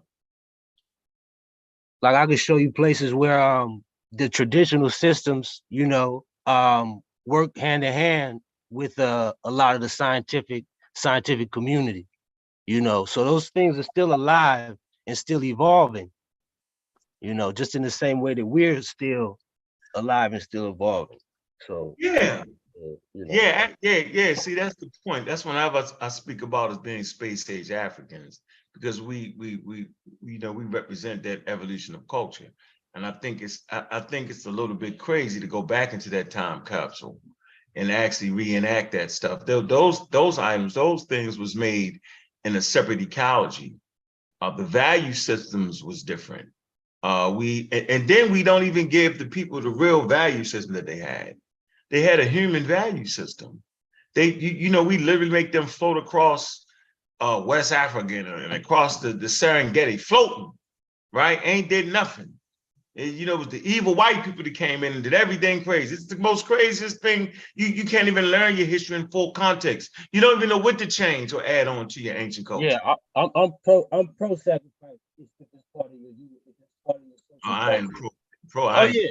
If it's part of your culture and that's what everybody's doing around you, you know what I'm saying? In the States, it's different. You get locked up for a fist fight. I'm not no pro sacrifice. I think it's a waste of time, yo. And I think it's insensitive to human life, right? That's how I feel about that. As a matter of fact, animals actually have a consciousness. They found it out. So yeah, doing all that is crazy. And I ain't no Peter guy. I'm gonna eat them, right? I'm gonna eat them, right? But I'm saying just to do it, because you got some kind of whacked out religion, think you got some kind of power, yo. That's what's bananas to me. Hurt their feelings. But I like to just a little bit push back on that. And it's not always about the spooky though. You know, when I read about some of these things, people talk about the social impact that it has. People talk about the psychological impact that it has. In some traditions, I could definitely see how that has gone completely crazy out of whack. But just like I said, even today in the US, Muslim Americans who celebrate Eid sacrifice a sheep in the name of Allah every year. You know, they go to the farm wherever they're going, unless they own a spot. You know, that's what they do. In the States, though, it's a completely different culture. But in many other places in the world, I just don't want us to think we're getting too ahead than we actually are. You know what I'm saying? The world is a big place. Things change pretty fast. I'm not saying that you know, killing animals is like a glorious thing. I'm not saying that at all. Hold on, Unc. You said they got the consciousness. The animals got consciousness. Yeah, look it up. No, I'm saying you said they actually be hurting too, right? Yeah. You kind of understand that, yo. When you have a pet like a dog or something like that, yo, you can. None want to die, bro. If you squeeze a bird, you know, it's gonna try to get away. It's gonna scream or something. You know, that kind of you say it's gonna scream. I would argue sometimes that's what the ritual is about. Yeah, right. It's Hey, about, look, it's about showing the sacredness of life sometimes. but you're right, Gullah. It really is a religious thing when you kill an animal because you really think you had domain over all animals due to what religious practice. Bro, even in hunter-gatherer culture, they pray over the animal before they eat it and all that. Like, you know what I'm saying? Because they respect it. Like, you know what I'm saying? They know that it's the way of life. They gotta eat this. Yeah, that John feeling something. We animals at the end of the day. Yeah, we are animals. Yes, we are. You can't be nothing else. Either fungus, a plant, or you're an animal. People like to brush that under the rug, you know what I'm saying? But we are. So I mean, yeah. You know. That's why So I'm with you on that. I don't know if you thought I was trying to just play with you with that. You know what I'm saying? I'm with you on that. Yeah, they do have a type of consciousness. Yeah, they scientific experiments realize that. Mm-hmm. Yeah, you know, dogs be dreaming and stuff like that, yo. Yeah. Especially when you get up into the primates, boy. You get to the primates, you're gonna be like, damn, we ain't shit. I didn't say that we closer to the chimpanzee than the chimpanzee is to the. I'm just talking about the intelligence of the primate family. Period. Those are just smart ass, like out of the mammals. Like those are high level intelligent animals. Like from just every level of the primate. Period. We just more complex. Right. You know what I'm saying? But we come out of that cluster of complex brains. Right. Fact. That's a fact. Man. So where we at? We dropped the link. We got in the chat. Patty's in the chat. Let's see what we got. And Chef, I told Chef hit the link, man. He in there talking. He said Reggie talking crazy. I told him hit the link. I don't know what's going on. Where you at, Chef? Really? Let that go. He said Reggie don't know what he talking about, man. Hey, Reggie. Nah, we don't want that argument. Uh-oh. We don't. Okay. Look, I'm not arguing with anybody. I like Chef. I actually like Chefrin, but if you ain't right nothing, you're better than all us. Yeah. If you ain't right nothing, if you ain't gotta listen. Listen, don't mess with me. I'm just telling y'all. I got college. I got an honor certificate in Black Studies. I've argued in. There you go, boy. I've written. I have a journal article. You may not respect it, but listen, I'm not arguing with somebody's barbershop talk. No disrespect. What I'm saying is no disrespect. I'm not disrespect. I'm saying in general, barbershop talk. Reggie hit you with it. Reggie say, "Yo, absolutely right, Reggie." I'm not arguing. I argue too much. Today I was arguing with somebody named Stupies that said the goats was the major factor in the desertification of Africa, of Saudi Arabia and the Green Sahara. You should have hung up on them. The goats. That has to do with the great here, the wobble. No, the goats. And 45 minutes. It took me 45 minutes to help the people understand, and then I had to pull out a source. And oh my God. So that's where our people is at. But you know, Chef, you wanna come in and you wanna say, I don't know what I'm talking about. Big brother Reggie.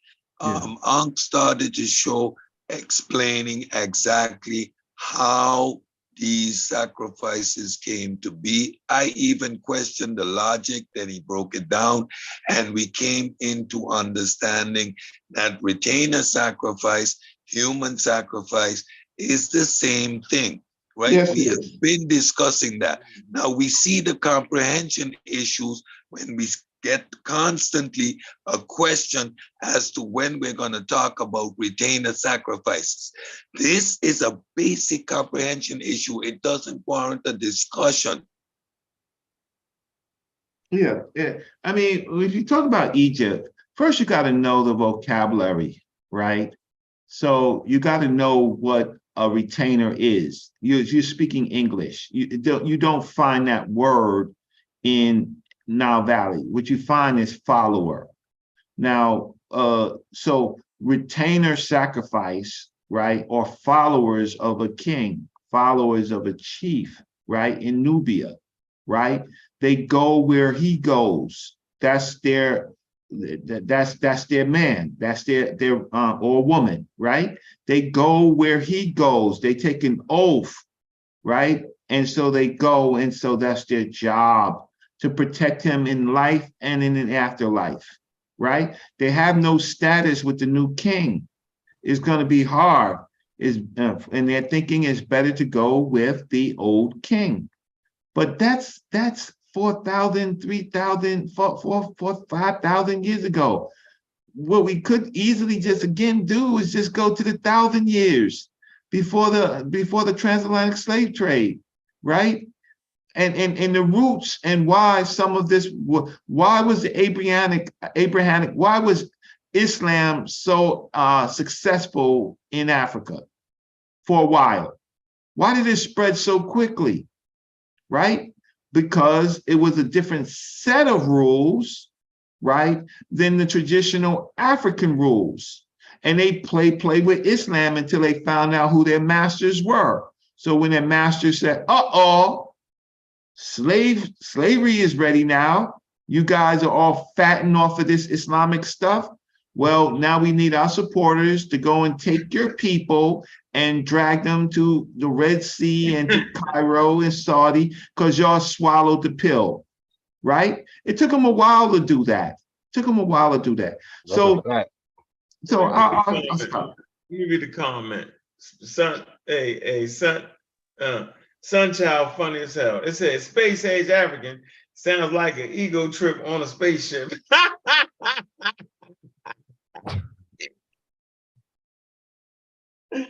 Hell no, boy. That was funny. That was a good one. You got that one. Well, good night. Good job. I think I'm going to get some rest. Maybe I can get to sleep before 12 for once in my life. Right? Good night, big brother Reggie. That was eloquent. Good night. Explaining what exactly the word retainer means. Peace, Anthony. Peace, brother. That show yesterday was great. Which one? I ain't finished reading the show you did on the Green Sahara when you interviewing the Nubiologists. That was great. Hey, Z, how you gonna cut me in the middle of reading comments? We're in the comment section right now. Well, he was commenting, brother Reggie. I know it's your show, but can I get a comment in? No, hell no, not in the middle of me reading off the comments. What the hell's going on here? I was saying goodbye. In the middle of me reading comments. Can't cut. The comments are more important than brother Reggie. Yeah, because we're in this portion of the show and we going to the chat and reading the comments. And you dive in the middle. Like, bye, y'all. I'm gone. I got you, Reggie. I got you. Hey, Good night. Hey, you still got your book out, bro? Yeah, I still got it. Hey, go to page 92 real quick if you get a chance. I will. I want to read this comment.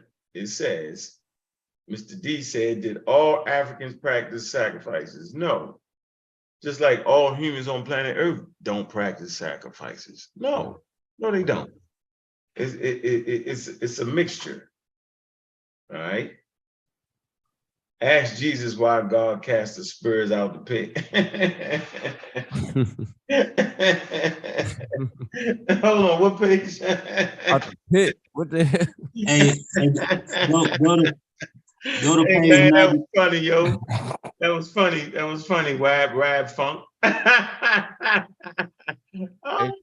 somebody asked Cedric, are atheists going to hell?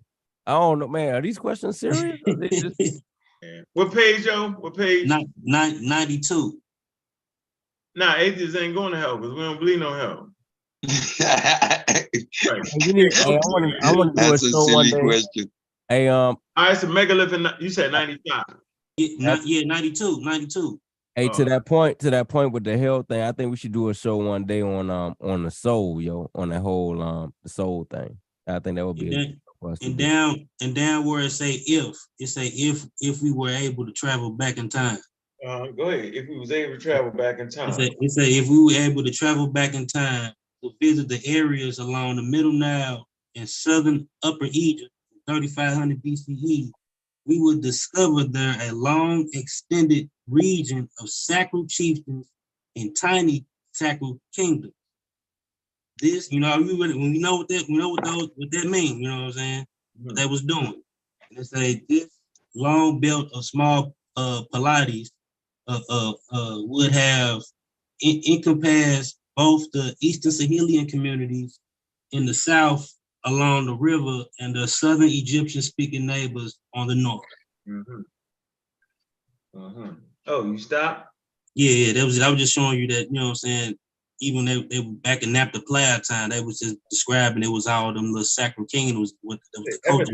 It say the evident ritual impact on Napta Player culture and astronomical symbolism of the elite burial customs in both regions shows that the dispersal and resettlement of Napta Player people along the Nile around 3,500 BCE had deep cultural consequences. Their arrival may have been the key precipitating factor as well in the struggle that led towards creation of the Old Kingdom of Egypt by around 3,100 BCE. Go back in time. Yep, I like that one. Good piece right there, man. Yep. All right, man. Let me see what we got about. Let me see what our likes at real quick, man. I think it's been a pretty good show, man. You know, let me see right here, man. Make sure y'all go ahead and support Abjuweb while y'all at it, man. I think that's a good thing to do here. Let's see. 1 second. Let me get the. Let me hold on. All right, man. What the world is going on here?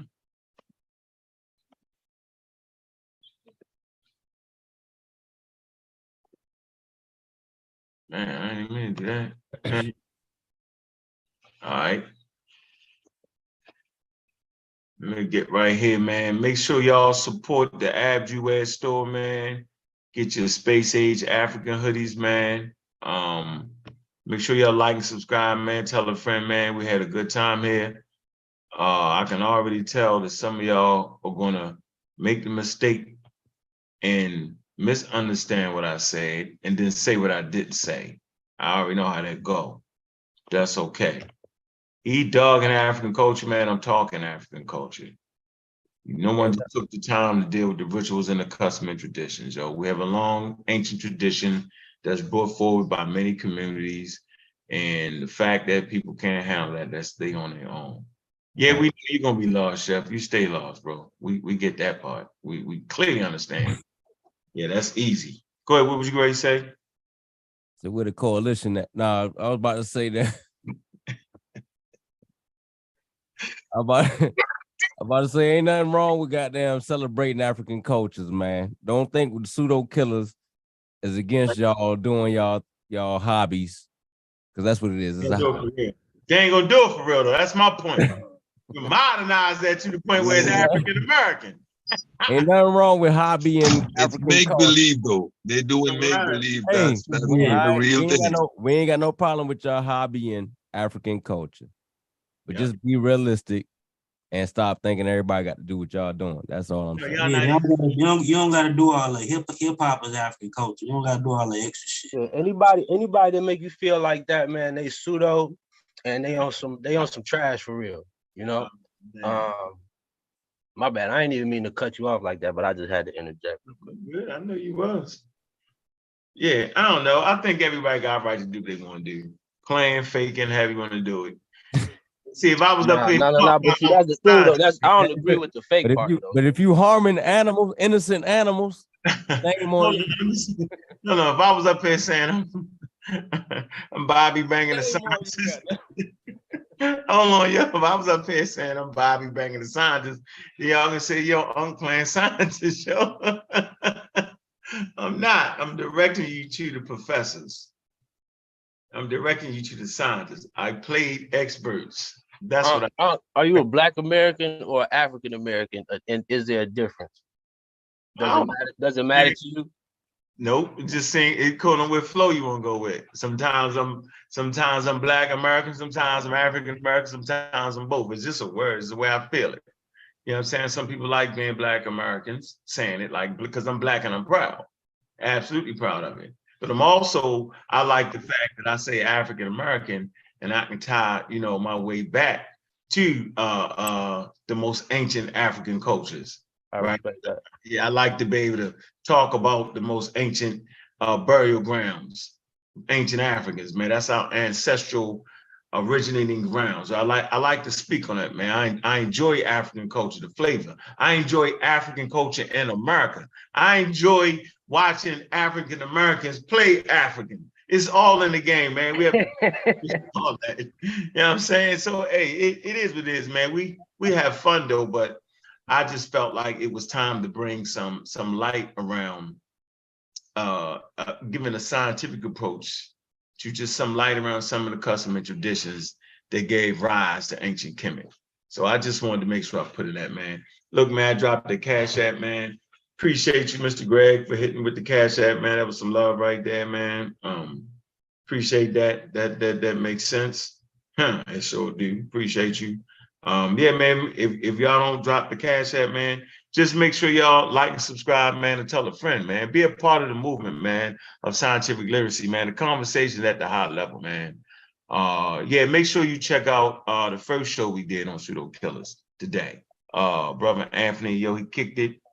He kind of let out some of the work that he's put together in the catalog. We actually have a catalog, all right, in the Space Ace African Astronomy Club, you know.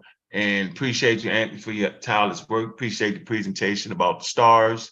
I know you got something coming up, Kent. You're going to talk about universe and all that. I know how you're going to do that, man. Appreciate that, yo. And, you know, man, look, man, anybody want to say some closing words, man? Mr. Kent, you got anything to say, man? Before we tap on it, man? Man, I appreciate the folk, man, that's been riding with us since day one, yo, and the new people that came on. Yeah, I wanna get into that formulation of the solar system next week. But and that, man, I appreciate Anthony for bringing what he brought early today, man. That was really, informational. You know what I'm saying? So we just gonna keep it banging, man. We just gonna keep on bringing the information, man. We gonna keep on doing what we do with the flavor that we bring it with, and get better at it. You know what I'm saying? And thank you for y'all for sticking with us, man. Appreciate Peace to everybody, yo. Peace to everybody.